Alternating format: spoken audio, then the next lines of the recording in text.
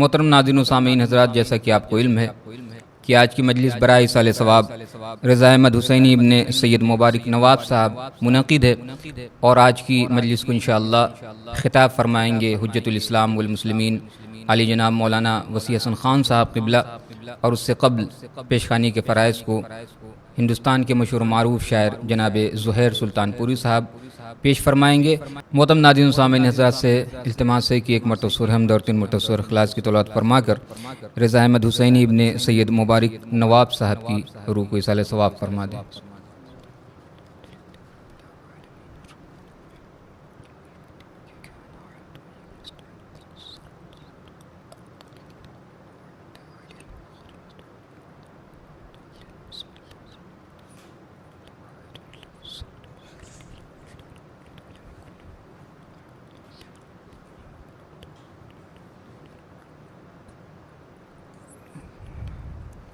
اللہم صلی علی محمد وعلی محمد، اللہم صلی علی محمد وعلی محمد۔ آئیے مجلس کا آغاز تلاوت قرآن کریم سے کیا جائے۔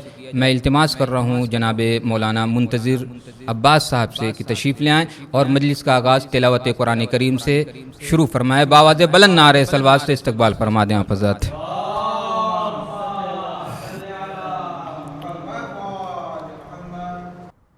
اعوذ باللہ من الشیطان الرجیم، بسم اللہ الرحمن الرحیم۔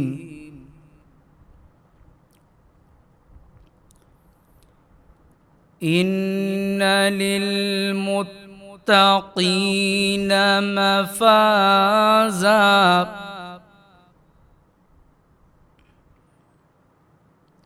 حدائق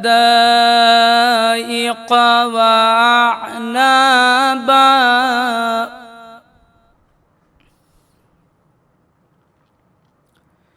وكواعب ترابا، وكأسا دهاقا،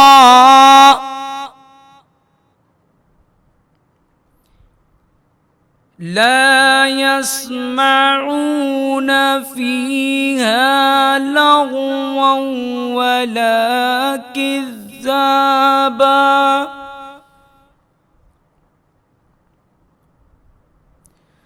جزاء من ربك عطاء حسابا۔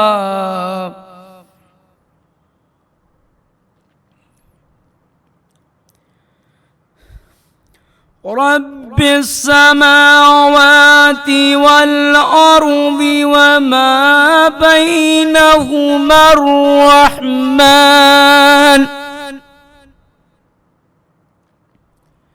وما بينهما الرحمن لا يملكون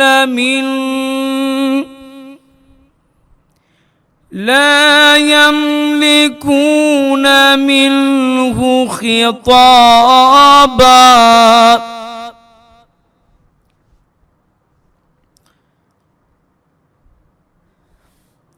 يوم يقوم الروح والملائكة صفا،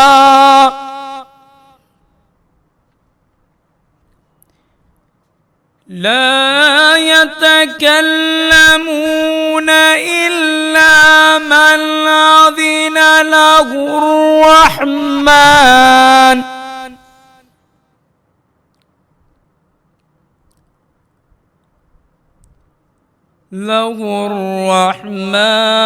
وقال صوابا۔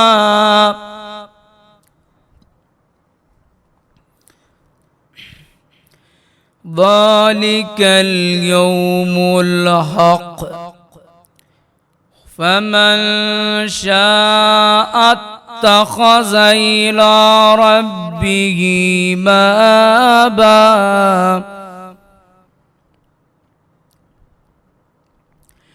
إنا أنذرناكم عذابا قريبا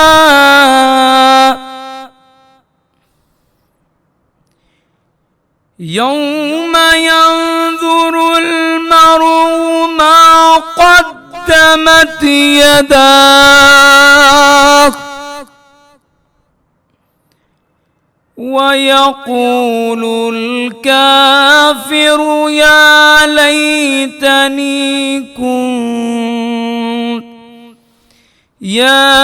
ليتني كنت ترابا. بسم الله الرحمن الرحيم.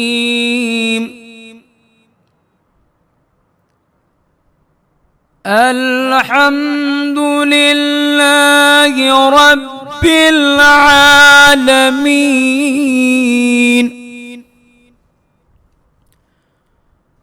الرحمن الرحيم مالك يوم الدين إياك نعبد وإياك نستعين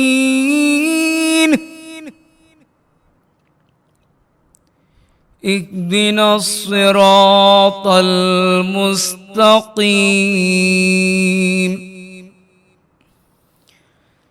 صراط الذين أنعمت عليهم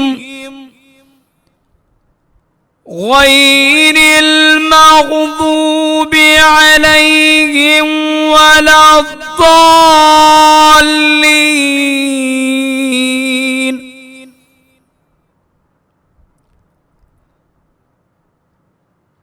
غير المغضوب عليهم ولا الضالين. صدق الله العلي العظيم.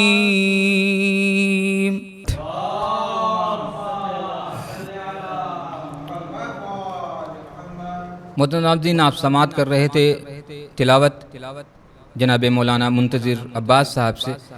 آئیے میں ہندوستان کے مشہور و معروف شاعر جناب زہیر سلطان پوری کو دعوت دینے سے پہلے 4 مصرے ضرور عرض کرنا چاہوں گا.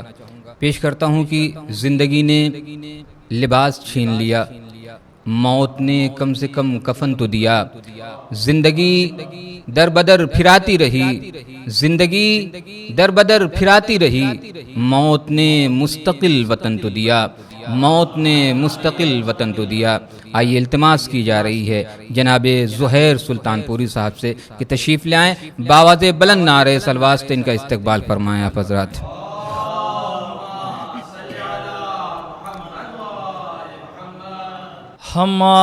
ہماری موت بھی بنتی ہے باعث مجلس،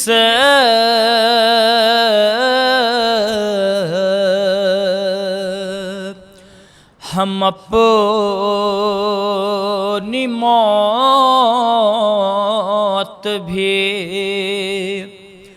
نظر امام کرتے ہیں.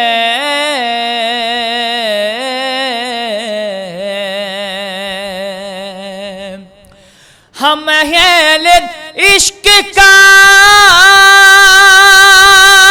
رشتہ ہے اس قبیلے سے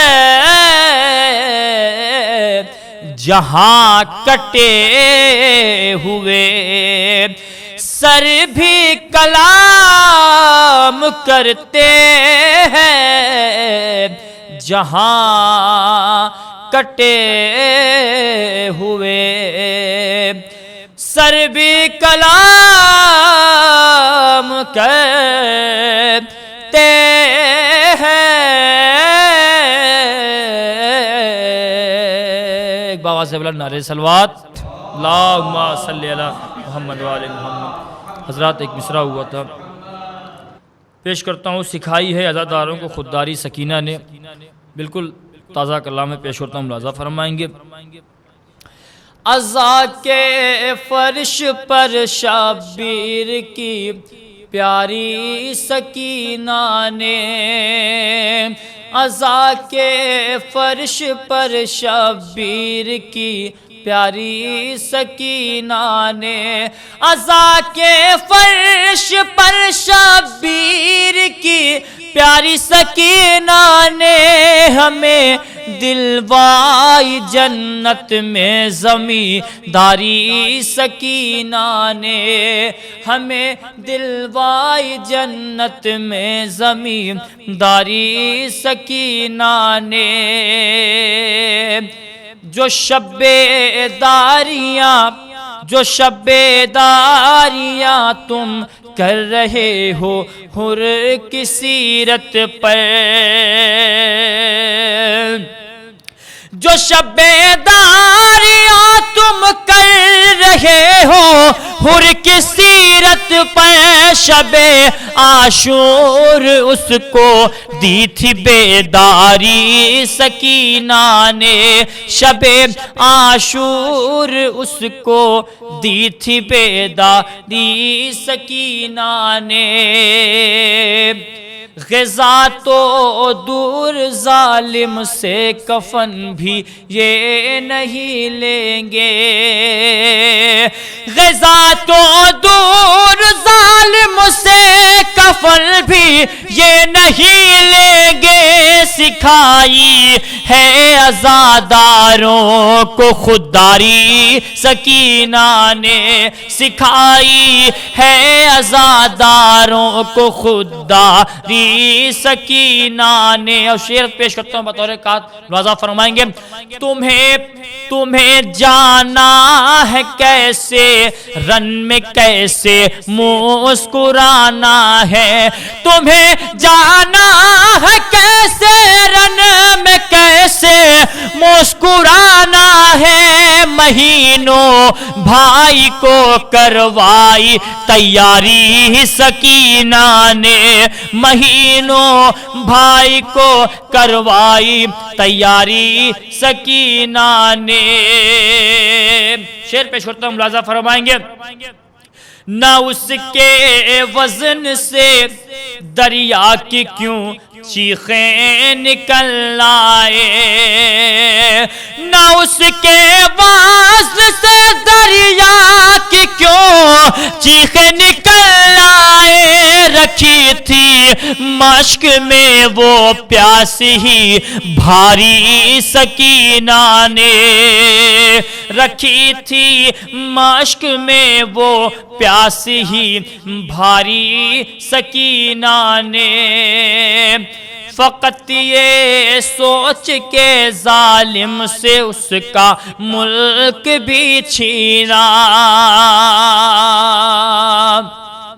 فقط یہ سوچ کے ظالم سے اس کا ملک بھی چھینا، فقط یہ سوچ کے ظالم سے اس کا ملک بھی چھینا، کوئی بھی لکھ نہ پائے جنگ یہ ہاری سکینہ نے، کوئی بھی لکھ نہ پائے جنگ یہ ہاری سکینہ نے، وہ جس زندان میں پانی ہوا سورج نہیں ملتے، وہ جس زندان میں پانی ہوا سورج نہیں ملتے، وہاں کی دین احمد کی شجر کاری سکینہ نے، وہاں کی دین احمد کی شجر کاری سکینہ نے۔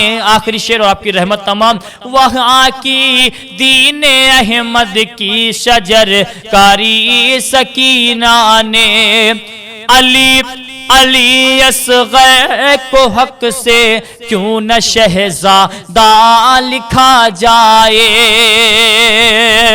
علی اصغر کو حق سے کیوں نہ شہزادہ لکھا جائے، اٹھائی 6 مہینے ناز برداری سکینہ نے، اٹھائی 6 مہینے ناز برداری سکینہ نے۔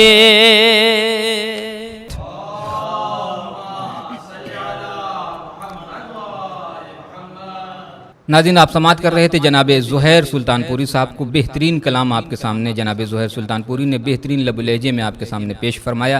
آئیے آخر میں فلک خطابت کے نیر درخشاں حجت الاسلام والمسلمین علی جناب مولانا وسیع حسن خان صاحب قبلہ سے التماس کر رہا ہوں نہایت ادب و احترام کے ساتھ کہ تشریف لے آئیں۔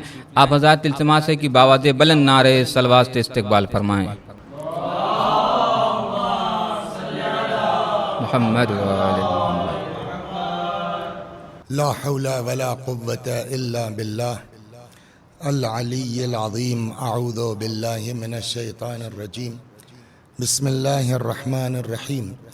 الحمد لله رب العالمين، والصلاة والسلام والتحية والإكرام على البشير النذير السراج المنير سيدنا ونبينا وشفيعنا إن شاء الله أبي القاسم محمد۔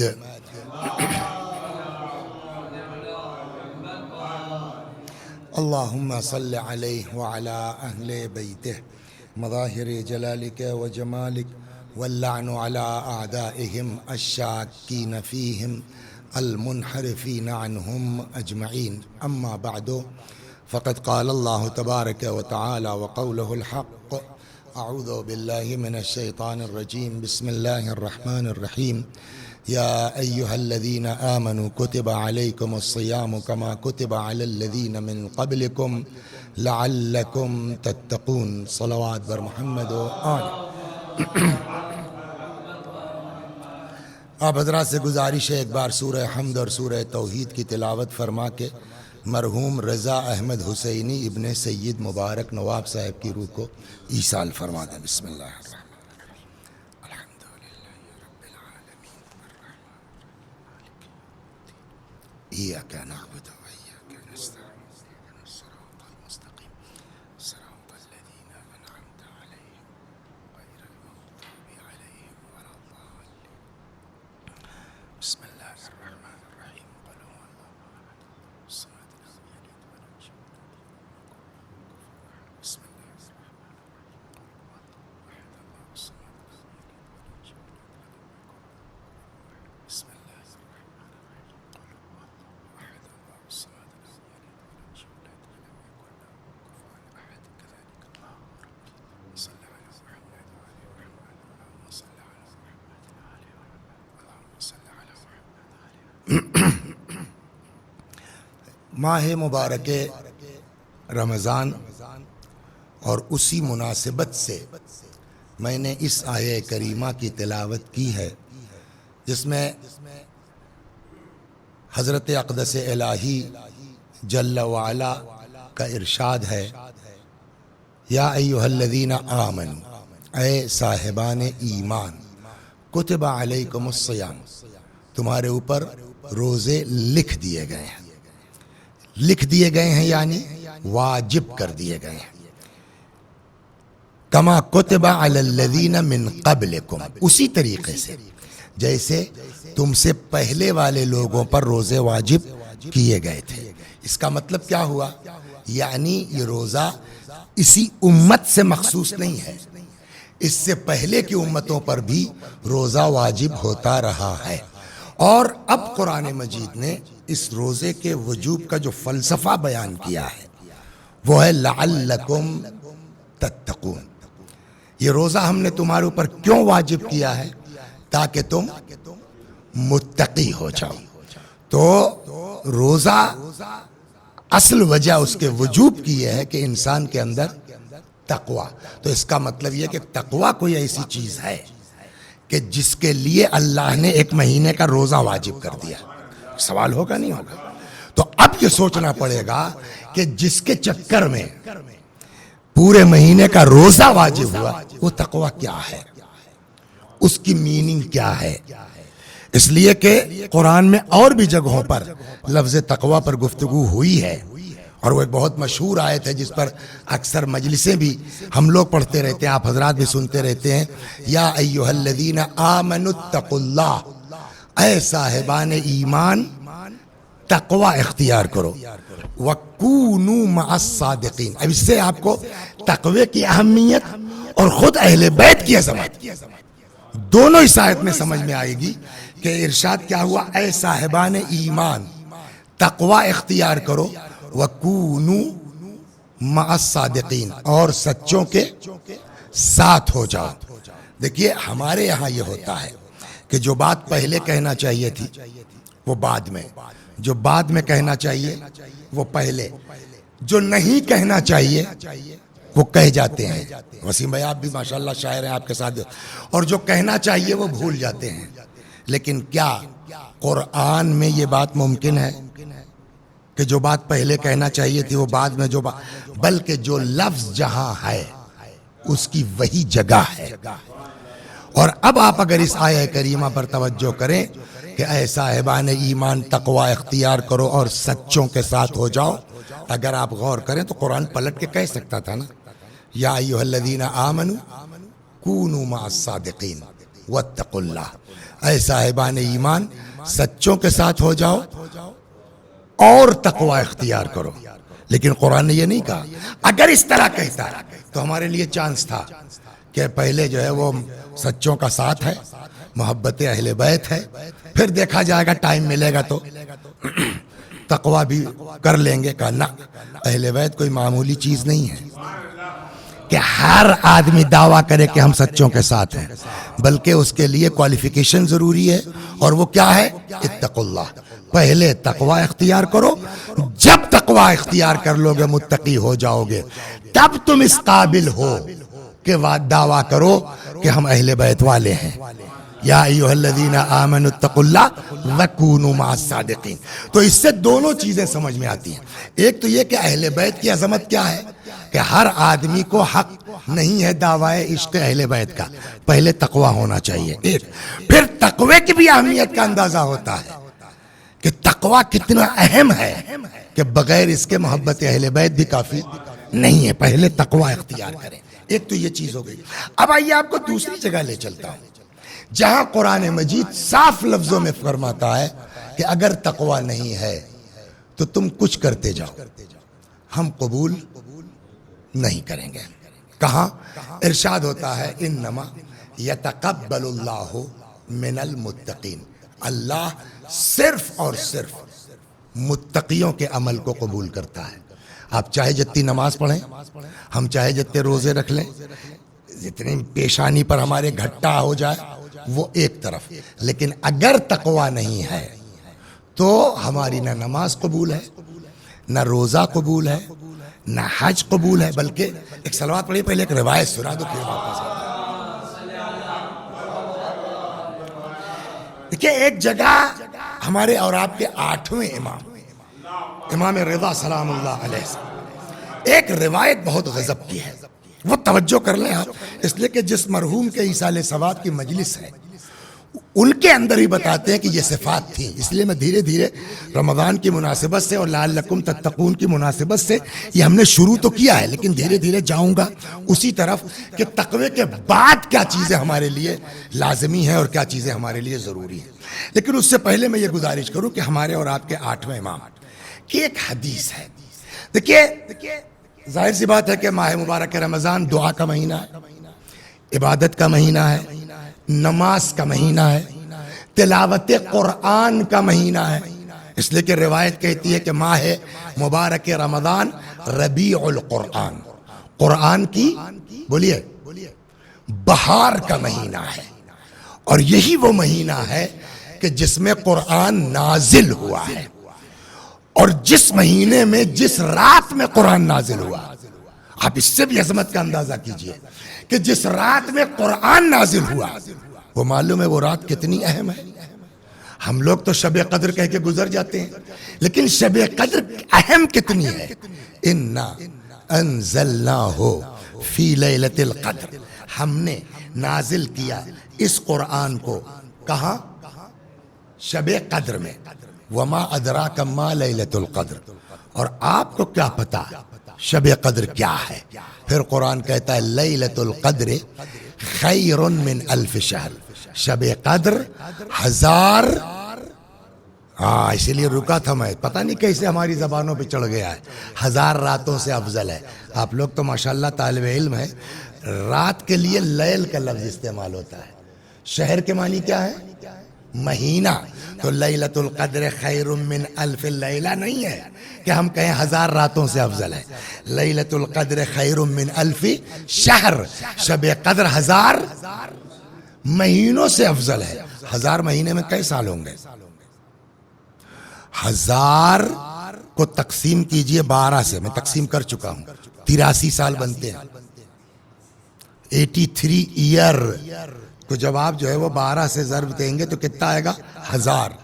تو آپ چاہے تو کہیے لیلۃ القدر خیر من الف شہر، شب قدر 1000 راتوں سے افضل ہے، یا کہیے کہ شب قدر 83 سال کی راتوں سے افضل ہے۔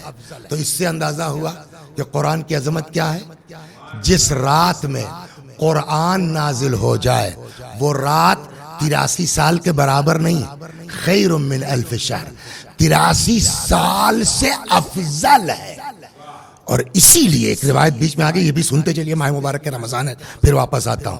اسی لیے جو روایات کہتی ہے نا، اللہ اکبر، عدد درج الجنہ عدد آی القرآن، جنت کے طبقات وسیم بھائی، اللہ اکبر۔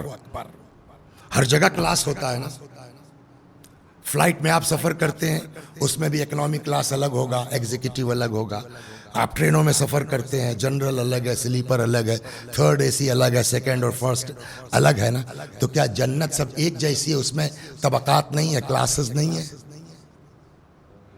بالکل ہوں گے، اس لیے کہ جنتی ایک جیسے نہیں ہے نا۔ تو کتنے طبقات ہیں جنت میں؟ بہار الانوار کی 92ویں جلد میں یہ روایت ہے، جلد نمبر 92۔ پیغمبر نے فرمایا درج الجنہ درج آی القرآن، جنت کے طبقات، جنت کے کلاسز قرآن کی آیتوں کے برابر ہے۔ باپ رے باپ، جنت کے طبقات کتنے ہیں؟ قرآن کی آیتوں کے برابر ہے۔ جملہ سنیے، پیغمبر فرماتے ہیں کل کو قیامت میں اذا دخل صاحب القرآن الجنہ، جب صاحب قرآن جنت میں جائے گا، قیل لہ، تو اس سے کہا جائے گا ارقا وقرا، بڑھتے رہو پڑھتے رہو۔ کیا مطلب ہوا؟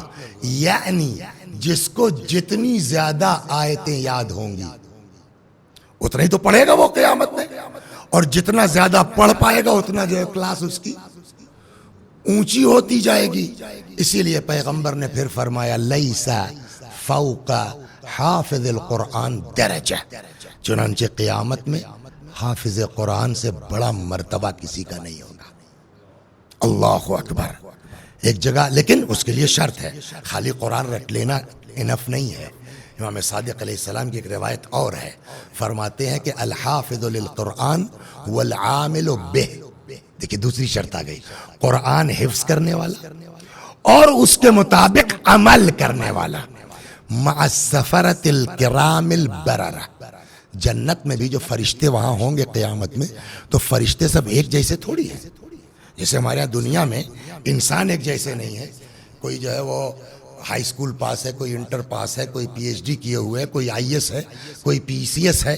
تو اب ظاہر سی بات ہے ہائی اسکول والا بیچارہ آئی ایس کے ساتھ تھوڑی اٹھ بیٹھ سکتا ہے، انٹر کیا ہوا آدمی پی ایچ ڈی کے ساتھ تھوڑی اٹھ بیٹھ سکتا ہے، رکشا چلانے والا آدمی پائلٹ کے ساتھ تھوڑی اٹھ بیٹھ سکتا ہے۔ تو سب کے طبقات ہیں نا، ویسی فرشتے سب کی ایک کلاس تھوڑی ہے۔ ظاہر سی بات ہے جنرل فرشتے الگ ہے، سید الملائکہ جبریل کا مرتبہ الگ ہے۔ تو اب یہ انسان جب اس دنیا میں جائے گا جو حافظ قرآن ہے اور اس کے مطابق عمل بھی کرتا ہے. تو اب امام فرماتے ہیں کہ وہ جنرل فرشتوں کے ساتھ تھوڑی اٹھے بیٹھے گا, ہائی لیول, سمجھے آپ, جو فرشتوں کی کریمی لیئر ہوگی. الحافظ للقرآن العامل بہ مع السفرۃ الکرام البررہ, قرآن حفظ کرنے والا اور اس کے مطابق عمل کرنے والا کل کو قیامت میں بڑے فرشتوں کے ساتھ, کریمی لیئر کے ساتھ اٹھنا بیٹھنا ہوگا اس کا. صلوات بر محمد و آل محمد. یہ ہے قرآن کی عظمت. چنانچہ ایک جگہ روایت میں ہے کہ اگر کوئی انسان ایک آیت کی تلاوت کرتا ہے, باپ رے باپ, حالانکہ یہ میرا موضوع نہیں تھا, گھوم گئی تو سن لیجئے. وَلِتَالِي آیَ الْقُرْآن, قرآن مجید کی ایک آیت کی تلاوت کرنے والا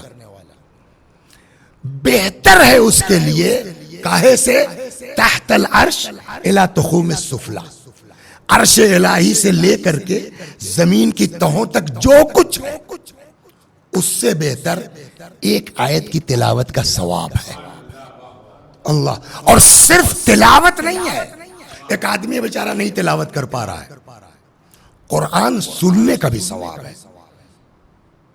لہذا اب امام فرماتے, چھٹے امام علیہ باللہ, مولا کائنات امیر المؤمنین سے یہ روایت ہے حضرت علی سلام اللہ علیہ, کہ اگر کوئی شخص ایک آیت کی تلاوت سنتا ہے, مستمع القرآن ہے, ایک آیت کی تلاوت سنتا ہے, مولا فرماتے ہیں خیر لہ من سبیر ذہبان, اگر سبیر کو سونے کا بنا دیا جائے.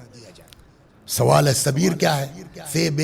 سبیر, سبیر یمن میں ایک پہاڑ ہے, اس کا نام ہے جیسے کوہ احد ہے نا, جیسے آپ کے ہندوستان میں ہمالیہ ہے, ویسے ہی یمن میں پہاڑ ہے جس کو کہتے ہیں سبیر. مولا فرماتے ہیں کہ اگر کوہ سبیر کو سونے کا بنا کے دے دیا جائے, اس سے کہیں بہتر ہے ایک آیت کی تلاوت کا سننا. ایک جگہ چھٹے امام فرماتے ہیں, یہ تو آیت تھی نا, من استمع حرفا من القرآن, اگر کوئی ایک حرف سن لیتا ہے, الحمدللہ کا الف, الحمدللہ کے دال سن لیتا ہے, سمجھ گئے آپ, ایک حرف سننے کا ثواب کیا ہے؟ ایک نیکی لکھی جائے گی, ایک برائی مٹائی جائے گی, ایک درجہ اس کو بولیے ترقی دی جائے گی. یہ مہینہ وہ ہے, ماہ مبارک رمضان میں وہی قرآن نازل ہوا ہے. لیلۃ القدر خیر من الف شہر, شب قدر 1000 راتوں سے افضل ہے, 1000 راتوں سے بہتر ہے, اس لیے کہ اس کے اندر قرآن نازل ہوا ہے. لہٰذا میں یہ آپ طالب علموں سے, علماء سے, جو ہمارے بچے ہیں, آپ سے گزارش کرتا ہوں کہ اس مہینے میں خاص کر کے جتنا قرآن کی تلاوت کر سکتے ہیں, جتنا قرآن پڑھ سکتے ہیں, ہم کو اتنا قرآن زیادہ سے زیادہ پڑھنا چاہیے. البتہ ہاں یہ بھی سن لیجیے, یہ نہیں کہ فر فر فر فر فر فر پڑھتے جائے الحمدللہ رب العالمین الرحمن مالک یوم الدین, کثرت سے بحث نہیں ہے. ایک اور روایت ہے, لیس فی خیر فی قراءۃ, لیس لا خیر فی قراءۃ لیس فیہ تدبر, اس تلاوت میں کوئی بھلائی نہیں ہے جس میں غور و فکر نہ ہو. تو تلاوت ہونا چاہیے, لیکن تلاوت کے ساتھ ساتھ غور و فکر بھی ہونی چاہیے. بیچ میں بات آ گئی تھی, ہمارا اصل موضوع تقویٰ ہے, صلوات بر محمد. تو خیر یہ بات آ گئی جو قرآن بھی وہ بھی اہم تھا ماہ مبارک رمضان. تو بات ہماری یہاں آئی تھی کہ بغیر تقوی کے اللہ کوئی عمل قبول نہیں کرتا. انما یتقبل اللہ من المتقین, خالی تقوی کی بات نہیں ہے, کچھ اعمال ایسے ہیں کہ جن کو دوسرے عمل سے جوڑ کے رکھا گیا ہے کہ جب تک وہ ایکسپٹ نہیں ہوگا یہ بھی ایکسپٹ نہیں ہوگا. جو میں آپ کو روایت سنانے جا رہا تھا 8ویں امام کی, دیکھیے ہمارے آپ کے ہاں, آپ بھی ماشاءاللہ مجلسیں پڑھتے ہیں, پڑھتے ہوں گے کہ نماز سے بڑھ کر کے کوئی عمل بولیے ہے یا نہیں ہے؟ نہیں ہے. لیکن امام فرماتے ہیں کہ ان اللہ, 8ویں امام سے روایت, ان اللہ امر بثلاثۃ مقرون بها ثلاثۃ اخرى, اللہ نے 3 چیزوں کا حکم 3 چیزوں کے ساتھ جوڑ کے دیا ہے۔ امر بالصلاۃ والزکات، جہاں قرآن میں پڑھیے گا آپ، اللہ نے نماز کے حکم کے ساتھ کیا کہا ہے؟ زکات۔ امر بالصلاۃ والزکات، نماز کا اور زکات کا حکم کیا دیا ہے؟ ایک ساتھ دیا ہے۔ جہاں قرآن اقیموا الصلاۃ، بولیے، وآتوا الزکات، یقیمون الصلاۃ ویؤتون الزکات، جہاں قرآن میں نماز کا حکم ہے وہاں کیا ہے؟ زکات۔ امام فرماتے ہیں امر بالصلاۃ والزکات، اللہ نے نماز کا اور زکات کا حکم ایک ساتھ دیا۔ فمن صلی ولم یزکی، اگر کوئی نماز پڑھے اور زکات نہ دے، لم تقبل صلاتہ، تو اس کی نماز بھی قبول نہیں ہے۔ اب یہاں پر رک کر کے ایک سوال ہوگا، زکات کہاں خرچ ہوتی ہے؟ دیکھیے یہ بھی نکتہ ہے، آخر سوال کیوں خدا جہاں نماز کا حکم دے رہا ہے نماز کے ساتھ زکات کا حکم دے رہا ہے، ریزن کیا ہے؟ تو اب سوال ہوگا کہ زکات کا مصرف کیا ہے؟ زکات کا مصرف ہے غربا پر، اونلی فار پورس، غریبوں پر خرچ ہوگی زکات۔ کیا مطلب ہوا؟ اقیموا الصلاۃ وآتوا الزکات، گویا خدا یہ سمجھانا چاہتا ہے نماز کس کے لیے پڑھ رہا ہے آدمی؟ اللہ کے لیے۔ زکات کس کو دے رہا ہے آدمی؟ اللہ کے غریب بندوں کو۔ گویا خدا سمجھاتا ہے لاکھ عبادت کرو لیکن ہمارے غریب بندوں کا خیال نہیں کرو گے، ہم اپنی نماز بھی ایکسپٹ نہیں کریں گے۔ صلوات غور کر رہے ہیں، یہ دین ہے۔ دین کیا؟ ہم سمجھتے ہیں کہ ہم بڑی نماز پڑھ رہے ہیں، صاحب اتنا بڑا گھٹا پڑ گیا ہے، ہم سے بڑا مومن کون ہے؟ کہ لاکھ نماز پڑھو، غریبوں کا خیال نہیں ہے، کوئی فائدہ نہیں نماز سے۔ ایک امام نے کیا فرمایا؟ 3 چیزیں۔ 2 وَأَمَرَ بِالشُّكْرِ لَهُ وَلِلْوَالِدَيْنِ، اللہ نے اپنے شکریہ کے حکم کے ساتھ ساتھ کس کے شکریہ کا حکم دیا؟ والدین کے۔ کہاں ہے آیت؟ یاد ہے؟ ہاں یاد ہے، ابھی میں آدھی پڑھوں گا، آپ پڑھیے گا۔ ارشاد ہوتا انشکر لی، یاد ہے نا؟ ارشاد ہوا کیا؟ انشکر لی ولوالدیک، میرا شکریہ ادا کرو اور اپنے والدین کا شکریہ ادا کرو۔ امام فرماتے ہیں کہ اب اگر کوئی شخص اللہ کا شکر گزار تو ہو مگر ماں باپ کا شکر گزار نہ ہو، امام فرماتے ہیں اللہ اپنا بھی شکریہ قبول نہیں کرے گا۔ یہ 2 چیزیں ہو گئی۔ تیسری چیز، اور پھر واپس آتا ہوں اپنے موضوع پر، وَأَمَرَ بِاتِّقَاءِ اللَّهِ، وہی جو تقوی جہاں سے شروع کیا تھا، وَصِلَةِ الرَّحِمِ، اللہ نے حکم دیا ہے تقوی کا اور صلہ رحم کا۔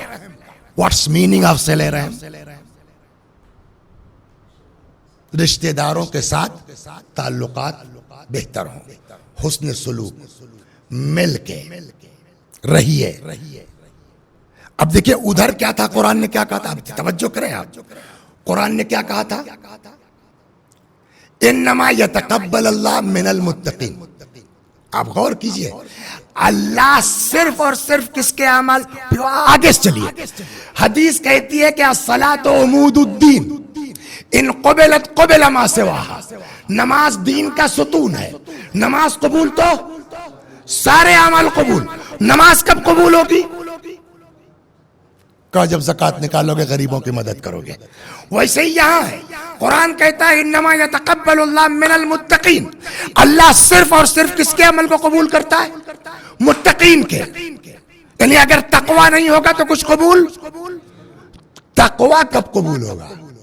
صلوات محمد۔ یہ تو قرآن کہہ رہا ہے کہ ہم اسی کا عمل قبول کریں گے جو کیا ہوگا؟ متقی ہوگا۔ تو متقی ہیں، ہمارے اعمال قبول ہو جائیں گے؟ کب بالکل قبول ہو جائیں گے، شرط ہے کہ تقوی قبول ہو۔ تقوی کب قبول ہوگا؟ لاکھ پرہیزگار ہیں آپ، لاکھ متقی ہیں آپ، لاکھ نمازی ہیں آپ، بڑی بڑھیا مجلسیں پڑھتے ہیں، خالہ کے یہاں سے آنا جانا نہیں ہے، ماموں سے بول چال نہیں ہے، پھپھیرے بھائی سے جو ہے وہ آنا جانا بند ہے، تو صلہ رحم نہیں ہے، اور جب صلہ رحم نہیں ہے تو تقوی قبول نہیں ہے، اور تقوی ریجیکٹ ہو گیا تو نماز چلی گئی, روزہ چلا گیا, حج چلا گیا, سب چلا جائے. صلوات در محمد. اور فرما رہے ہیں تو اس کا مطلب یہ کہ ایک چیز کو دیکھ کر کے ہم نہیں کہہ سکتے کہ یہ موسٹ امپورٹنٹ ہے. نہیں, اس موضوع پر آپ کو ساری آیتیں اور روایتیں رکھنا پڑیں گی کہ صاحب نماز کی اہمیت ہے. بے شک نماز کب قبول ہوگی؟ کہ جب زکوٰۃ دو گے. تقوی کی اہمیت ہے. بے شک تقوی کب قبول ہوگا؟ کہ جب رشتہ داروں کے ساتھ حسن سلوک ہوگا. یہاں تک آپ آ گئے. کتنی دیر ہو گئی؟ 25 منٹ. تو 25 منٹ میں کہاں پہنچے؟ بات چلی تھی ہماری ماہ مبارک رمضان. فلسفہ کیا ہے ماہ مبارک رمضان کے روزوں کا؟ لعلکم تتقون, تاکہ تم کیا ہو جاؤ؟ متقی بن جاؤ. اور اگر متقی بن جاؤ گے تو کیا ہوگا؟ اللہ تمہارے سارے اعمال کو خالی قبول نہیں کر لے گا. ارے ایک غضب کی آیت ہے وسیم بھائی. ایک جگہ ارشاد ہوتا ہے کہ متقی ہو جاؤ گے, اللہ کہتا ہم ڈائریکٹ تم کو پڑھائیں گے. نکال لیجئے, موبائل میں نکالیے, جب تک میں صلوات پڑھ رہا ہوں نکالیے. کہیں ہے واتقوا اللہ یعلمکم اللہ, موبائل سے نکالیے, آیت نمبر مجھ کو بتائیے تاکہ ریکارڈ ہو جائے. جو لوگ سنیں گے ان کو. تو ایک چیز یہ کہ تقوی اگر ہے تو سارے اعمال قبول. ٹھیک. پھر جگہ قرآن کہتا ہے واتقوا اللہ ویعلمکم اللہ. تقوی اختیار کرو, اللہ تم کو تعلیم دے گا, اللہ تم کو بولیے پڑھائے گا. تو ان دونوں آیتوں کو ملا کر کے یہ طے ہو گیا کہ موسٹ امپورٹنٹ ہے ہمارے لیے کیا؟ تقوی. ٹھیک. سورہ بقرہ آیت نمبر 282. کیا ہے پوری آیت؟ واتقوا اللہ ویعلمکم اللہ. تقوی اختیار کرو, اللہ تم کو پڑھائے گا. واللہ بکل شیء علیم, اور اللہ تو ہر چیز کا جانکار ہے. کیا مطلب ہوا اس کا؟ اللہ تو ہر چیز کا جانکار ہے, یعنی وہ جس چیز کا جانکار ہے چاہے تو وہ تم کو ساری جانکاری دے سکتا ہے نا. لیکن کب دے گا؟ جب تم متقی بن جاؤ گے. صلوات در محمد. اب یہیں سے رکیے. اب یہیں سے ایک جملہ سنیے. جب اللہ کہتا ہے تم متقی ہو جاؤ, ہم تم کو پڑھا دیں گے اور ہم ہر چیز جانتے ہیں, تو جب خدا متقی سے کہتا ہے تم کو ہم ہر چیز کی جانکاری دے دیں گے, تو جو امام المتقین ہے. اب سمجھے نبی نے کیوں کہا انا مدینۃ العلم وعلی باب. صلوات در محمد. تو اب یہاں ہم 35 منٹ کی گفتگو کے بعد یہاں ہے کہ موسٹ امپورٹنٹ کیا ہے؟ تقوی.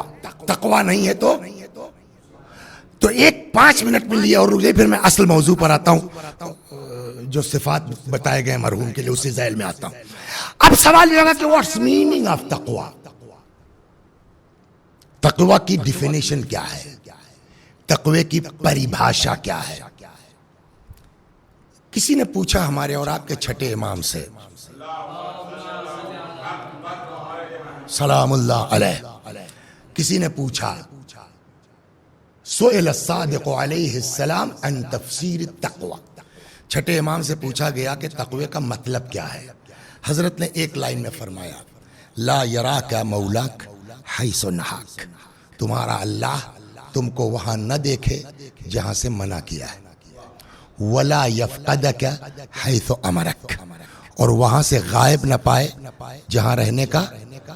اس کا مطلب یہ ہوا شاید کہ تقوی نام ہے, واجب چھوٹنے نہ پائے اور حرام پر عمل نہ ہونے پائے. یہ ہو گیا نا. اب یہاں سے میں گھومتا ہوں. اب آپ لوگ پھر سمجھائیے پوری بات. اس کو مجلس مان کے مت چلیے, اس کو کلاس مان کے چلیے. تو سارے اعمال کا دار و مدار کاہے پر ہے؟ تقوی کے اوپر. ٹھیک. تقوی کب قبول ہوگا؟ جب صلہ رحم ہوگا. ہو گئی بات. اب ایک آدمی ہے واقعاً متقی ہے. ٹھیک. ایک آدمی ہے واقعاً متقی ہے, کامیاب ہے کرنا, تقوی قبول ہونے کے لیے رشتہ داروں کو لے کے چلو. اب آئیے صاحب، وہ ایک آدمی ہے جو متقی بھی ہے اور سارے رشتہ داروں کو اپنے بالوں پر کے نیچے رکھے ہوئے ہیں. اب وہ کامیاب، وہ بچ گیا کرنا. اب ایک شرط اور لگاتا ہے قرآن، کیا؟ مع الصادقین. تقوی تو ہے، لیکن اگر اہل بیت کی محبت نہیں ہوگی تو سب گیا. صلہ رحم بھی غائب، تقوی بھی غائب، سب چلا جائے گا. اگر کیوں؟ اس لیے کہ خدا کہتا کہ جو کچھ تم کو ملا ہے کس سے ملا ہے؟ رسول اللہ سے. تو بھیا کچھ ان کو اجرت دو گے یا فری میں جو ہے مومن ہو جاؤ گے، فری میں نمازی بن جاؤ گے؟ کہا صاحب بولیے کیا دینا ہے؟ تو کچھ نہیں. قل لا اسألکم علیہ اجرا الا المودۃ فی القربى. کچھ نہیں چاہیے، بس ان کے جنہوں نے سب تم کو بتایا ہے ان کے بچوں سے پیار کر لو، محبت کر لو. ہو گئی بات. تو موسٹ امپارٹنٹ تقوی. مگر تقوی کافی نہیں، اس کے ساتھ کیا ہونا چاہیے؟ صلہ رحم. تقوی بھی ہے، صلہ رحم ہے. بچ گئے کہنا. عشق اہل بیت کے بغیر سب بیکار ہے. اب آیا تیسرا مسئلہ. ہم متقی بھی ہیں، رشتہ داروں سے تعلقات بھی ٹھیک ہیں، اور اہل بیت سے محبت بھی ہے. ہو گیا کام ہمارا کامیاب کرنا. اب مولا فرماتے ہیں، رکیے، مولا فرماتے ہیں تمہارے چیخنے سے ہم نہیں مان لیں گے کہ تم ہمارے محب ہو، صلوات بر محمد. تمہارے چلانے سے نہیں مان لیں گے. اب یہاں پر ایک وصیت سنیے امیر المومنین کی سلام اللہ علیہ. اب یہیں سے اصل مجلس کا موضوع لمبا ہو گیا، مقدمہ 10 منٹ صحیح، لیکن سنیے. مولا فرماتے ہیں اوصیکم بمحبتنا، وہی جو مین بنیاد ہے. اوصیکم بمحبتنا، میں تم لوگوں کو وصیت کرتا ہوں ہم اہل بیت کی محبت کی. چونکہ جمع کا صیغہ ہے تو آپ یہ نہیں کہہ سکتے کہ علی کی محبت. محبتی نہیں ہے، محبتنا، ہم لوگوں کی محبت. تو وصیت کاہے کے لیے ہے؟ اہل بیت سے محبت. ٹھیک ہے صاحب، ہم محبت کرتے ہیں، کافی ہے کا لا. اگلا فقرہ والاحسان الی شیعتنا. اب دیکھیں دوسری شرط آئی، والاحسان. مولا کا یہ وصیت ہے کیا؟ اوصیکم بمحبتنا، میں وصیت کرتا ہوں تم کو اپنے لوگوں کی محبت کی، اہل بیت کی. لیکن محبت انف نہیں ہے. والاحسان الی شیعتنا، ہماری محبت کے ساتھ ساتھ کیا ہونا چاہیے؟ ہمارے چاہنے والوں کے ساتھ اچھا سلوک کرو. یہ میرا جملہ نہیں ہے، امام ہی فرماتے ہیں فمن لم یفعل، اگر کوئی ایسا نہیں کرتا، یعنی ہمارے شیعوں کے ساتھ احسان نہیں کرتا، فلیس منا، وہ ہم میں سے ہے ہی نہیں. ختم ہو گیا صاحب. جب مولا نے کہہ دیا کہ لاکھ تم چیخو لیکن اگر ہمارے چاہنے والوں سے تم کو پیار نہیں ہے، فلیس منا، وہ ہم میں سے نہیں ہے. یہاں تو لفظ شیعہ ہے. ایک جگہ اور مولا فرماتے ہیں جہاں شیعہ بھی نہیں، انسان کا لفظ ہے، رأس الایمان. ایک حدیث سنی ہے آپ نے، یا علی حبک ایمان، علی تمہاری محبت کیا ہے؟ ایمان. پھر وہی علی کہتے ہیں کہ رأس الایمان، مگر اس ایمان کی جڑ اور بنیاد کیا ہے؟ ہم لوگوں کو جب میتھ پڑھائی جاتی تھی، آپ نے پڑھا ہوگا وسیم بھائی، تو جو میتھ کے ٹیچر ہوتے تھے وہ ایک فارمولا دیتے تھے کہ میتھ سوال لگانے کے بعد کیسے پتا چلے کہ ہمارا یہ سوال صحیح ہے کہ نہیں ہے نا. تو وہی اہل بیت نے فارمولا دیا ہے. اگر جاننا چاہو واقعی تم محب اہل بیت ہو کہ نہیں ہو، کیسے ڈیسائیڈ کرو گے کہ تم واقعی محب اہل بیت ہو کہ نہیں ہو؟ فرمایا رأس الایمان الاحسان الی الناس، ایمان کی اصل اور جڑ اور بنیاد لوگوں کے ساتھ احسان ہے.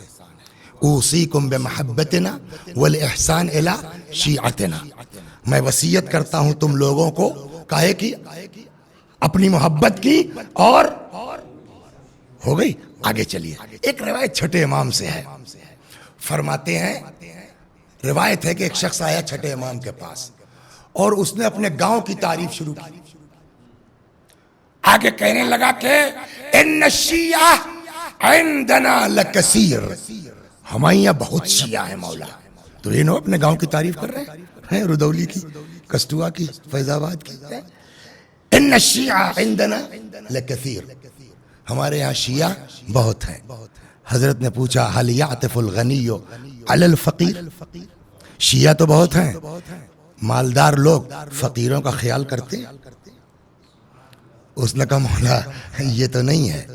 حل یتجاوز المحسن عن المسیء، کیا جو کریمی لیئر ہے، ہائی فائی لوگ جو ہیں، بڑے لوگ جو ہیں، وہ ان ہلکے پھلکے لوگوں سے جب کچھ گڑبڑ ہو جائے تو ان کو اوائڈ کرتے ہیں، درگزر کرتے ہیں؟ اس نے کہا نہیں مولا. حضرت نے کہا لیس ہؤلاء شیعہ، یہ ہمارے شیعہ نہیں ہیں. تو اب کہاں سے چلی بات؟ اب رکیے. سارے اعمال کی قبولیت کا دار و مدار تقوی پر. تقوی کب قبول ہوگا؟ صلہ رحم. یہ دونوں کب قبول ہوں گے؟ جب عشق اہل بیت ہوگا. یہ تینوں کب قبول ہوں گے؟ جب ان شیعوں کے ساتھ احسان کرو گے، نہیں بلکہ انسانوں کے ساتھ اچھا سلوک کرو گے تب تم شیعہ کہلاؤ گے. صاحب ہمارے اندر سب ہے، بچ گئے، کامیاب ہو گئے. ہم متقی ہیں، صلہ رحم کرتے ہیں، محب اہل بیت ہیں. انسان تو انسان، جانوروں کے ساتھ بھی احسان کرتے ہیں، اچھا سلوک کرتے ہیں. اب تو بچ گئے. کہنا بڑا خطرہ اب آیا ہے. صلوات در محمد. سنیے یہاں ہے اور اسی میں 5-7 منٹ بس مسائل پر. مین خطرہ اب آیا ہے. اول تو یہاں تک پہنچنا مشکل ہے، لیکن اگر یہاں تک کوئی پہنچ گیا تب اس کو ہوش میں رہنا چاہیے. اس لیے کہ ابھی تک اگر شیطان نے توجہ نہیں کی تو اب ضرور کرے گا کہ یار یہ متقی ہے، صلہ رحم کرتا ہے، محب اہل بیت ہے، لوگوں کے ساتھ احسان کرتا ہے، اور یہ تو بچ جائے گا، یہ تو جنتی ہو گیا، لہذا پھنساؤ اس کو. تو اب کیا ہوگا؟ اب انسان کے اندر ایٹھن شروع ہوگی، غرور شروع ہوگا، گھمنڈ شروع ہوگا. میں اس طرح لوگوں کی مدد کرتا ہوں. پورے فیض آباد میں مجھ سے زیادہ غریبوں کا خیال کرنے والا کون ہے؟ بس یہ تصور غرور آیا، گئے خان صاحب، سب برباد. لہذا اب آخری منزل میں جو انسان کی جو بربادی کا سبب ہے وہ کیا ہے؟ اپنے عمل پر بولیے غرور کرنا، گھمنڈ کرنا. اسی لیے روایت نے جو تاکید کی ہے وہ اسی پر تاکید کی ہے. چاہے جتنا عمل کرتے جاؤ، یہ گھمنڈ نہ کرنا کہ تم بہت بڑے مومن ہو اور تم بہت بڑھیا کام کرتے ہو. اس لیے کہ یہ غرور ہے جو انسان کو برباد کر دیتا ہے. نہ ایک مجلس تمہارے اکاؤنٹ میں رہ جائے گی، نہ ایک نیکی تمہارے اکاؤنٹ میں رہ جائے گی اگر گھمنڈ کرو گے. اللہ نے جناب داؤد پر وحی نازل کی. ارشاد ہوا داؤد بشر المذنبین وانذر الصدیقین. داؤد گناہگاروں کو بشارت دے دو، خوشخبری دے دو. وانذر الصدیقین، صدیقوں کو ڈراؤ. داؤد نے کہا کیف ابشر المذنبین، یہ کون سی بات ہوئی کہ صاحب گناہگاروں کو خوشخبری دے دیں اور اچھے خاصے مومنوں کو ڈرائیں؟ پالنے والے کیا مطلب؟ آواز قدرت بشر المذنبین انی اقبل التوبہ، گناہگاروں کو خوشخبری دے دیجئے کہ میں توبہ قبول کرتا ہوں. وانذر الصدیقین اللہ یعجب باعمالہم، اور صدیقوں کو ڈرائیے کہ خبردار کبھی اپنے عمل پر گھمنڈ نہ کرنا. اس لیے کہ انسان جو ہے وہ ایک جگہ پیغمبر کی بڑی غضب کی روایت ہے، یاد آ گئی، سنیے صلوات بر محمد. باپ رے باپ، ایک جگہ رسول اللہ فرماتے ہیں کہ وَإِن لَمْ تُذْنِبُوا، اگر تم لوگ گناہ نہ بھی کرتے تو جو گناہ نہیں کرے وہ کتنا اونچا ہوگا. پیغمبر فرماتے ہیں وَإِن لَمْ تُذْنِبُوا، اگر گناہ نہیں بھی کرتے لخشیت علیکم ما ہوا اکبر من ذالک، تب بھی مجھ کو تمہارے لیے ڈر لگا ہوا ہے اس سے بڑی چیز کا۔ لوگوں نے پوچھا یا رسول اللہ اس سے بڑھ کے کیا ہے؟ فرمایا اعجاب المرء بنفسہ، انسان کا اپنے عمل پر گھمنڈ کرنا۔ تم یہ عمل نہ کرتے تب تو ٹھیک تھا کہ کم از کم گناہ کی بنیاد پہ شرمندہ تو رہتے، لیکن گھمنڈ کر کے تو اب یہاں پر سب کچھ ہونے کے بعد 40 منٹ کے بعد یہ طے ہوا کہ بھیا سب صحیح ہے مگر گھمنڈ کرو گے تو برباد ہو جاؤ گے۔ تو یہ کام آسان تو نہیں ہے۔ اب یہاں سے ایک سوال ہوتا ہے، تو مولوی صاحب جہاں اتنا 40 منٹ 10 منٹ اور ٹائم لے لو، ہم بیٹھے ہیں، یہ بتاؤ کیا کریں کہ گھمنڈ نہ ہو؟ ہم نے کہا قرآن نے بتایا ہے کہ کیا کرو کہ گھمنڈ نہ ہو۔ کیا کہ قرآن کہتا ہے کہ یہ دماغ سے نکال دو کہ تم نے کسی اور پر احسان کیا ہے، گھمنڈ نہیں ہوگا۔ کا مطلب ارے ہم نے فلاں بھوکے کو کھانا کھلایا، فلاں کو کپڑا دیا، احسان نہیں ہے۔ کہ بھوکے کو نہیں کھانا دیا، تم نے اپنے کو کھانا دیا۔ فلاں غریب کی مدد نہیں کی، تم نے اپنی مدد کی۔ ارے یہ کیا مطلب؟ میں نے کہا میں نہیں، قرآن کہتا ہے۔ نکالو ذرا آیت نکالو بیٹا تو، تاکہ ریکارڈ ہو جائے۔ صلوات بر محمد۔ قرآن کہتا ہے، ارشاد ہوتا ہے ان احسنتم احسنتم لانفسکم، اچھا کرو گے، احسان کرو گے تو اپنے لیے، وَإِنْ أَسَأْتُمْ، برا کرو گے تو اپنے لیے۔ ملا نہیں ملا؟ چلیے کوئی بات نہیں، صلوات بر محمد۔ ابھی سناتا ہوں، جب تک ڈھونڈتے رہو مل جائے گا، بتا دینا۔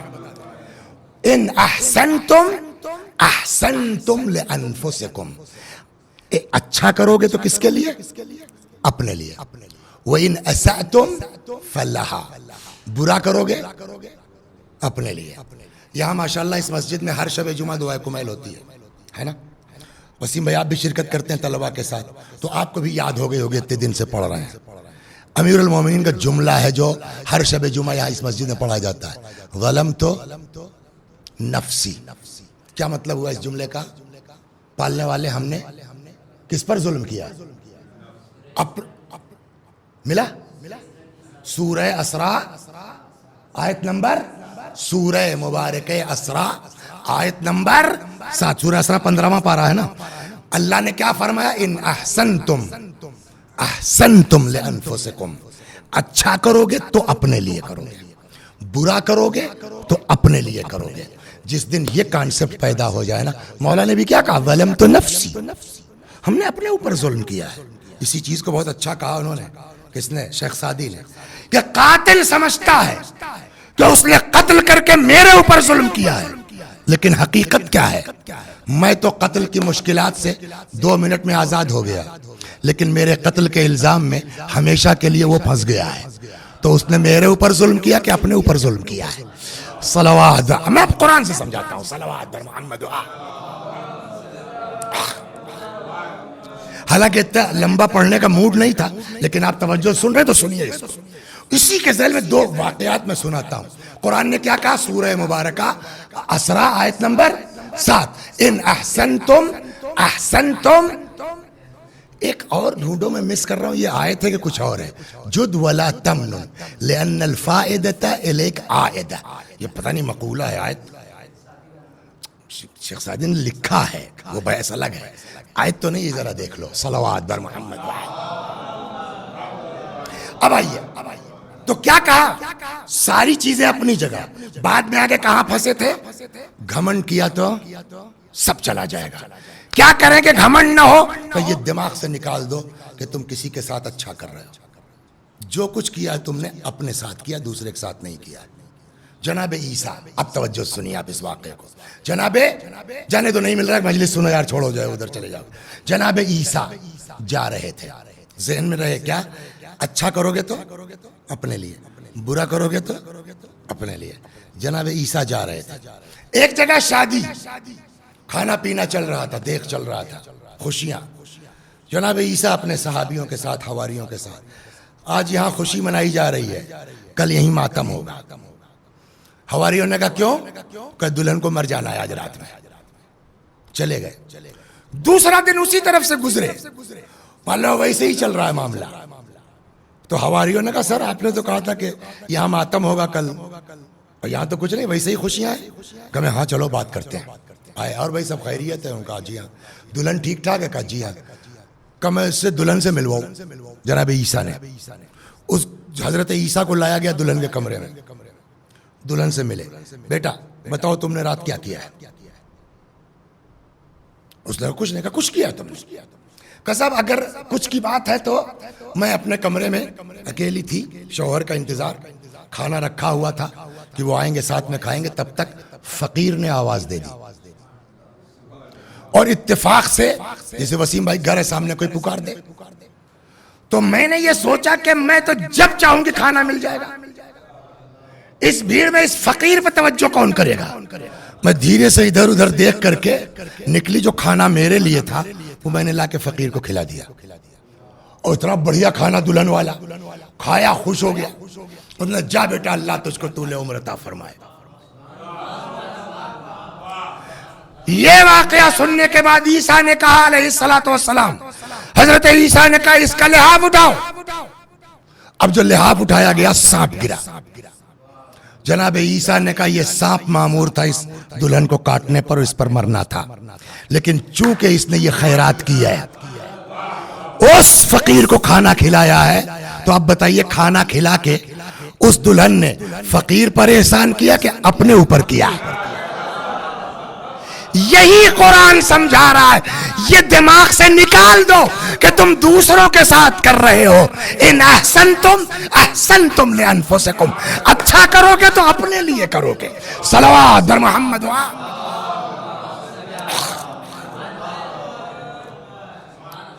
تو یہ دوسرا جملہ کیا ہے یہ بھی سن لے آدمی، جو ان کے خلاف سازشیں کرتے ہیں، ان کو یہاں پھنسا دیا، ان کو وہاں پھنسا دیا، یہ ہوتا ہے نا۔ قرآن کہتا ہے بیٹا خود پھنسو گے، کسی کو نہیں پھنسا پاؤ گے، تم خود پھنسو گے۔ ممکن ہے وہ کچھ دن کے لیے پریشان ہو جائے، اٹس پاسبل، بٹ مین تم خود کو پھنسا رہے ہو۔ وَإِنْ أَسَأْتُمْ فَلَهَا، ان احسنتم احسنتم لانفسکم، اچھا کرو گے تو اپنے لیے، وَإِنْ أَسَأْتُمْ فَلَهَا، برا کرو گے تو بھی دوسرے کا برا نہیں کر پاؤ گے، کس کا کرو گے؟ اسی آیت کے ذیل میں دستان لکھی ہے تفسیر میں، صلوات بر محمد۔ وَإِنْ أَسَأْتُمْ فَلَهَا، برا کرو گے تو اپنے لیے کرو گے۔ جب یہ آیت نازل ہوئی تو یہ ماشاءاللہ طلبہ ہیں، اس میں بہت سے لوگ ہیں جو اچھی بڑھیا آواز بھی ہے، بڑھیا تلاوت بھی کرتے ہیں، تو بعض لڑکے ہیں نا کہ ان کو جب بیٹھا لیے، جسے ہمارے مولانا تابش صاحب ہیں، ان کو بیٹھلائیے قرآن کے لیے، تو وہ کون سی آیت؟ وہ سورہ حشر کی آخری آیات شروع ہو جاتے ہیں، ہے نا۔ تو کچھ لوگوں کو کچھ آیتیں اچھی لگ جاتی ہیں، یا اس پر وہی پڑھتے ہیں، ہوتا ہے نہیں ہوتا ہے۔ ایک جو ہے جوان لڑکا صحابی، جب یہ آیت نازل ہوئی، ان احسنتم احسنتم لانفسکم وان اسأتم فلہا، اچھا کرو گے تو اپنے لیے، برا کرو گے تو، ایک لڑکے کو یہ آیت بڑی اچھی لگ گئی، آواز بھی بڑھیا تھی، تو وہ خوب دھن سے اس آیت کو پڑھتا تھا۔ اب میں تو پھٹا باس ہوں، کیا دہراؤں؟ ان احسنتم احسنتم لانفسکم وان اسأتم فلہا، خوب گاتا تھا بڑھیا دھن سے۔ پڑوس میں ایک یہودیہ تھی، وہ تپتی تھی، ہر وقت شور مچایا کرتا ہے، ان احسنتم احسنتم لانفسکم وان اسأتم فلہا، برا کرو گے تو اپنے لیے کرو گے، برا کرو گے تو اپنے۔ کہو آج بتاتے ہیں تم کو بیٹا، اس نے بنایا صاحب حلوہ، اور اس میں ملا دیا زہر، اور بڑے پیار سے لے کے آئی۔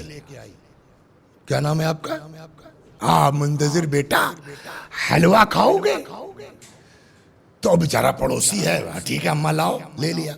اس کا کام تھا جانور وغیرہ چرانے کا، تو ناشتہ شاید کر چکے ہوں گے، انہوں نے کہا یار ابھی چلو ابھی دوپہر میں کھائیں گے، گھر سے روٹی لے لیا، بڑھیا کا جو ہے وہ حلوہ آئی ہے، وہ اپنا جانور لے کے جنگل چلے گئے، اب بیٹھے اپنا جانور چر رہے یار۔ تب تک دیکھا دو جوان بیچارے، گرمی کا زمانہ، چلے آ رہے ہیں، تو یہ مومن آدمی ان کو رحم آیا کہ یار سفر پہ ہو، ارے یار تھوڑا آرام کر لو، بیٹھ گئے. کچھ کھاؤ گے، پانی پیو گے؟ کہ ہاں یار پیاس تو لگی ہے، بھوک بھی لگی ہے. کہ رکو میرے پاس ہے. اس کو کیا پتا کہ اس حلوے میں کیا ہے. اس نے صاحب وہ بڑھیا کا حلوہ، لڑکے پڑوسی تھے، جان پہچان تھی، بڑھیا کا حلوہ اور اپنے گھر کی روٹی دیا. ان دونوں نے حلوہ روٹی کھایا، ٹھنڈا پانی پیا، آرام سے لیٹ گئے. یا علی مدد. رسول اللہ کا زمانہ، مدینے کا واقعہ ہے. اب اس بیچارے صحابی پر دو مرڈر کا الزام لگ گیا، اریسٹ ہو گیا. دونوں لاشیں اٹھ کے چلی گئی. پیغمبر نے کہا تم نے کیوں کیا؟ قسم مجھ سے کوئی مطلب نہیں ہے، میں نے ان کو صرف پیار سے محبت سے کھانا کھلایا. کہا تمہارا کھانا کھا کر کے یہ مرے؟ کیا تھا کھانے میں؟ قسم پتہ نہیں، کچھ نہیں، جو وہ پڑوسی نے ہم کو حلوہ دیا تھا، وہ پڑوسن پکڑ کے آئی. تم نے حلوے میں کیا ملایا تھا؟ اس نے دیکھا کہ یہ تو جوان کھڑا. کہ کچھ نہیں صاحب، یہ جھوٹ بولتا ہے، میں نے محبت میں پڑوسی ہونے کے ناطے حلوہ دیا. الٹا کچا تمہارا حلوہ کھا کے 2 لڑکے مر گئے. کہاں؟ تو چلو. اب اس کو لا کے لاش دکھلائی گئی. جیسے ہی چادر ہٹائی گئی معلوم ہوا کہ وہ دونوں لڑکے اسی بڑھیا کے تھے. قرآن نے کیا کہا؟ وَإِنْ أَسَأْتُمْ فَلَهَا. برا کرو گے تو اپنے لیے کرو گے. ہم لوگوں کے یہاں ایک بولا جاتا ہے، ہم بھی سمجھتے تھے کہ مسئلہ ہے کہ جو دوسرے کے لیے کنواں کھودے گا. یہ آپ کو معلوم ہے وسیم بھائی، یہ محاورہ نہیں ہے، امام جعفر صادق علیہ السلام کی حدیث ہے. چھٹے امام سلام اللہ علیہ سے روایت ہے 2 الفاظ کے ساتھ: من حفر بئرا لأخیہ وقع فیہ. جو اپنے کسی بھائی کے لیے کنواں کھودے گا اس میں گرے گا. یا دوسرا مفہوم ہے من حفر بئرا لأخیہ اوقعہ اللہ فیہ. جو اپنے بھائی کے لیے کنواں کھودے گا اللہ اس کنویں میں گرائے گا. سمجھے آپ؟ تو بیوی کو مارنا منع ہے، بیوی کو مارنا منع ہے. روایت میں ہے کہ اگر کوئی ایک تماچا مارے گا بیوی کو، سن لو، جنت کے جو دروغہ ہیں ان کا نام کیا ہے؟ رضوان. جہنم کے جو دروغہ ان کا نام کیا ہے؟ مالک. جہنم کے جو صاحب ہیں، جیلر صاحب، ان کا نام کیا ہے؟ مالک. تو رضوان کو تو بہت سنا ہے ہم لوگوں نے. مالک جہنم کے جو ہے وہ صاحب ہیں. پیغمبر فرماتے ہیں کہ اگر کوئی شخص اپنی بیوی کو ایک تماچا مارے گا، ایک ریپٹ کے جواب میں اللہ کل کو کہے گا مالک النیران، جہنم کے دروغہ سے، کہ ایک کے بدلے میں 70 جھاپڑ لگاؤ اس کو. ہاں سن، لا تضربوا نساءکم، پیغمبر نے فرمایا خبردار عورتوں پہ ہاتھ مت اٹھانا. لیکن صاحب آدمی میں جب غصہ آ جاتا ہے تو آ جاتا ہے. ایک صاحب تھے، انہوں نے صاحب کوئی ڈنڈا اٹھا لیا، بیوی کو مار دیا. اتفاق سے کہیں بے تکے پڑ گیا، سرور میں کہاں وہ بیچاری گری، مر گئی. سسرال تھی ان کے اصفہان کے کسی قبیلے میں، جو قبیلے والے بڑے جنگجو مشہور تھے. یہ ڈر گئے کہ قبیلے والوں کو پتا چلے گا تو مت ڈالیں گے مجھ کو. کیا کریں یار، کیا کریں. ایسے ہی بے چین تھے، تب تک کوئی آدمی راہگیر مل گیا. کیا بات ہے بھائی، بہت پریشان. کل یار ایسے ایسے ہوا، بیوی کو مار دیا، مر گئی.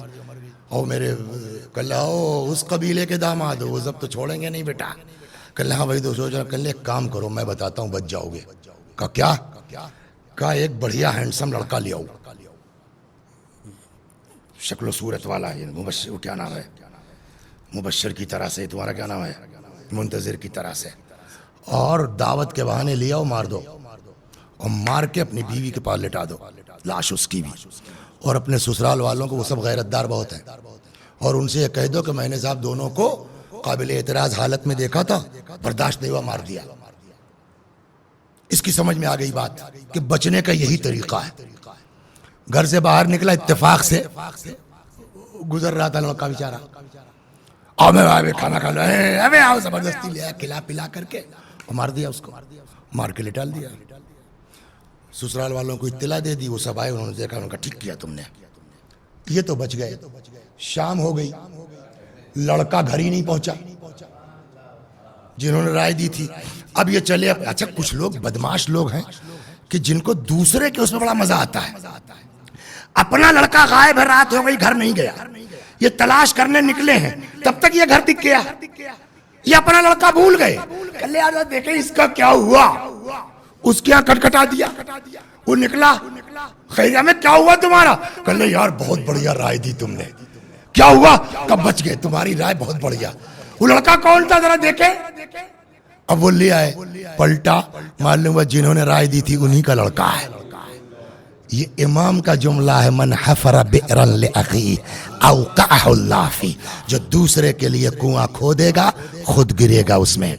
कुरान ने कहा है, इन अहसनतुम लिअनफुसिकुम व इन असअतुम फलहा, अच्छा करोगे तो अपने लिए, बुरा करोगे तो अपने लिए। तो सब कुछ सही होने के बावजूद लास्ट मोमेंट पर आदमी बर्बाद हो जाएगा। कब? जब उसको अपने अमल पर गुरूर हो जाए।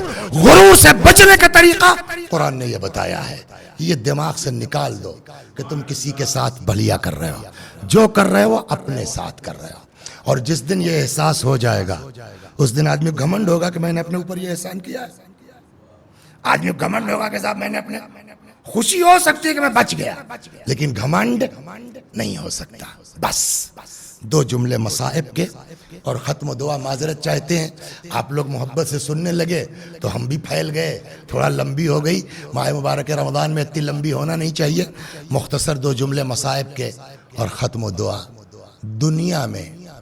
दुनिया में किसी कौम में दूसरों के साथ एहसान का जज्बा हो या ना हो, वो लोग जो अज़ादार हुसैन हैं, हम लोग जो अपने आप को मुहब्ब अहले बैत कहते हैं, अगर हमारे अंदर ये जज्बा नहीं है दूसरों के साथ नेकी करने का, दूसरों के साथ एहसान करने का, तो हम मौलाना तो हो सकते हैं, शिया नहीं हो सकते। क्यों? का इसलिए कि हम जिनका मातम करते हैं ना, मालूम है वो किस तरह लोगों की मदद करते थे। अब इस इन्वान से अगर अहले बैत पर जाए तो बहुत लंबा हो जाएगा। मैं सिर्फ इमाम हुसैन, सब चले गए, मेरा मौला तन्हा है, अकेले हैं। फनज़र यमीनन व शिमाला, दाएं देखा बाएं देखा, न आसरा था कोई शाहे करबलाई को, फकत बहन ने किया था सवार भाई को। आए दर खैमा पर ज़ैनब खुदा हाफिज, ए रुकैया और रुबाब खुदा हाफिज, अल्लाहु अकबर। जनाब ज़ैनब आगे बढ़ी, दोनों बाहें इमाम के गले में डाल के लिपट गई। भैया मैं न जाने दूंगी। इमाम समझ गए ज़ैनब से इजाजत आसान नहीं है। फ़अशारा अलैहिस्सलाम इला क़ल्ब उख्ते, भाई ने बहन के दिल की तरफ इशारा किया। न जाने उस इशारे में क्या खुसूसियत थी। जुदा हुई। अच्छा भैया जाओ, खुदा हाफिज। जुलजनाह पे सवार हुए, अभी चंद कदम चले थे, आवाज आई महलन महला यब्न ज़हरा, महलन महला यब्न ज़हरा, ए ज़हरा के लाल धीरे धीरे, ए फातिमा के दिलबंद आहिस्ता आहिस्ता। मुड़ के देखा ज़ैनब चली आ रही। उतर गए, बहन तुम तो रुखसत कर चुकी थी, अब क्यों चली आ रही हो? फरमाया भैया अम्मा ने कहा था जब मेरा लाल जाने लगे मेरे लाल के गले को बोसा दे देना। बंदे कबा खोलो। अरे कोई बीबी के दिल से पूछे जिस गले को चूमने जा रही हो, अभी उस पर कुंद खंजर फिराया जाएगा। कैसे जुदा हुई नहीं मालूम। इमाम मैदान में आए, बस दो जुमले। लड़ते लड़ते एक वक्त वो आया जब हजरत से घोड़े पे संभला न गया, घोड़े से जमीन पर आए। फजलस शिम्र अला सदरे, शिम्र मलऊन जिसमें अतहर पे सवार हुआ। जानवर भी ज़बा होता है, उसका भी अपना एक उसूल है। गला सामने से काटा जाता है, छुरी तेज होती है, पानी पिला लिया जाता है, लेकिन हाय मेरा मौला, इल मज़बूह बिल कफ़ा, सामने से नहीं, पसे गर्दन, सूखा गला, कुंद खंजर, सर जुदा कर दिया गया। अब तो बस करो ना, अब तो मार चुके हैं, اب تو شہید کر دیا، اب تو سر و تن میں جدائی کر دی، لیکن کتنی دشمنی ان سبوں کو تھی کہ تاریخ کہتی اس پر بھی ان کو صبر نہیں آیا۔ اس ابن سعد ملعون نے کہا جو لوگ حسین علیہ السلام کے جسم پر گھوڑے دوڑانا چاہتے اپنے گھوڑوں کو ایڑ لگا کے آگے آ جائیں، ایک دو نہیں، تاریخ میں ہے 10 زنازادے اپنے گھوڑوں کو ایڑ لگا کے آگے آئے۔ امام کا جسم مبارک زمین گرم کربلا پہ پڑا، 10 زنازادے امام کے جسم مبارک کو پامال کر رہے ہیں گھوڑوں سے۔ ہو گئی بات، بس آخری بات اور مجلس تمام۔ اب ذرا سوچے آدمی اس صورتحال میں امام کے جسم مبارک پر کتنی طرح کے زخم رہے ہوں گے، کہیں تیر ہے نا، کہیں تلوار، کہیں نیزہ۔ روایت کہتی جن کے پاس کچھ نہیں تھا وہ اپنے جھولوں میں پتھر رکھ کے لائے تھے، اس کے بعد گھوڑوں کے ٹاپوں کے نشان جا بجا، کتنے طرح کے زخم ہوں گے آپ سوچ سکتے ہیں۔ لیکن جب امام حسین کے جسم مبارک کو دفن کیا جا رہا تھا، حضرت کی پشت مبارک پر گھٹا دکھائی دیا جو کسی چیز کا زخم نہیں لگ رہا تھا۔ کسی نے امام سجاد سے پوچھا مولا آپ کے بابا کی پشت پہ وہ گھٹا کیسا تھا؟ امام نے فرمایا میرے بابا حسین مدینے میں رات کی تاریکی میں روٹیاں اور ضرورت کا سامان بوریوں میں بھر بھر کے اپنی کمر پہ پیٹھ پہ لاد لاد کے غریبوں کے گھروں کو پہنچاتے تھے۔ جو ان بوریوں کے نشانات ہیں وہ حسین جو غریبوں کے گھروں پر اس طرح بوریاں لاد لاد کے پہنچاتا ہوں، وہ کربلا کے میدان میں 6 مہینے کا بچہ اپنی آغوش میں لیے ایک قطرہ آب کا سوال کر۔ وَسَيَعْلَمُ الَّذِينَ ظَلَمُوا أَيَّ مُنقَلَبٍ يَنقَلِبُونَ إِنَّا لِلَّهِ وَإِنَّا إِلَيْهِ رَاجِعُونَ۔ خدا ہماری اس عزا کو قبول فرما، مزید عزا اہل بیت کی توفیق کرامت فرما۔ میں بھی پڑھتا ہوں، میرے ساتھ آپ بھی دہرائیے مرحوم کے ایصال ثواب کی نیت سے۔ اللہم صل علی محمد وآل محمد، اللہم صل علی محمد وآل محمد، اللہم صل علی محمد وآل محمد۔ اعوذ باللہ من الشیطان الرجیم، بسم اللہ الرحمن الرحیم، الحمد للہ رب العالمین، الرحمن الرحیم، مالک یوم الدین، إياك نعبد وإياك نستعين، اهدنا الصراط المستقيم، صراط الذين أنعمت عليهم غير المغضوب عليهم ولا الضالين۔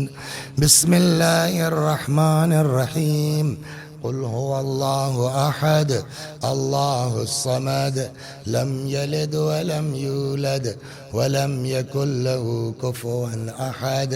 بسم الله الرحمن الرحيم، قل هو الله أحد الله الصمد لم يلد ولم يولد ولم يكن له كفوا أحد۔